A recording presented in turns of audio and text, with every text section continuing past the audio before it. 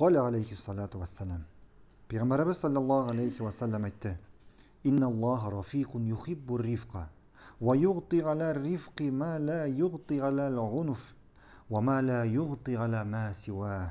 Hakikatte Allah iyilikli, yani yumşak. Hem yumşaklıkını yarata, hem kırıslık, tupaslık sebeple bilmegen nerseni yumşaklık sebeple bire. Bu sözlerin bir neçe manası var.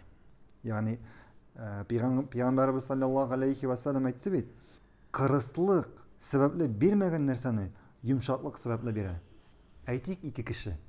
İki kişi. Birisi kırıs, tupas, birisi yumşak.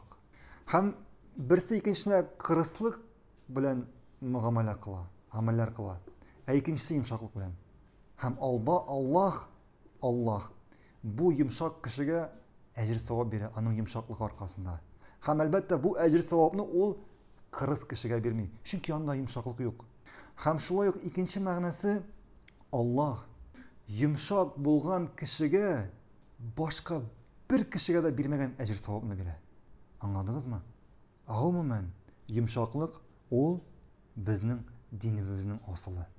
Bizning dinimizning aslı İslam dininin. Eğer biz Peygamberimiz sallallahu aleyhi ve sellem'e karasak, onun turmuşuna, o en yumşak kişiydi. En yumşak kişiydi. Birinci ailesi bilen, bağlar bilen, tuğanları bilen, sahabeleri bilen, hem başka ilden gelen kişiler bilen, hatta kafirler bilen. Köpme kişi Peygamberimizin yumşaklığını görgenden soň, ona düşman bulgan kişiler, onun yumşaklığın, onun yumartlığın, onun ahlakın görgenden soň İslam dinini kabul ettiler. Köpme kişi. Hatta onu ötürürge deyip gelen kişiler de Peygamberimizni görgenden soň İslam dinini kabul ettiler. Şuna göre İslam dini, bizning dinimizning aslı ol yumşaklık. Bigrak da zayıf, dagif bulgan kişiler bilen, güçsüz bulgan kişiler bilen yumşak bolu.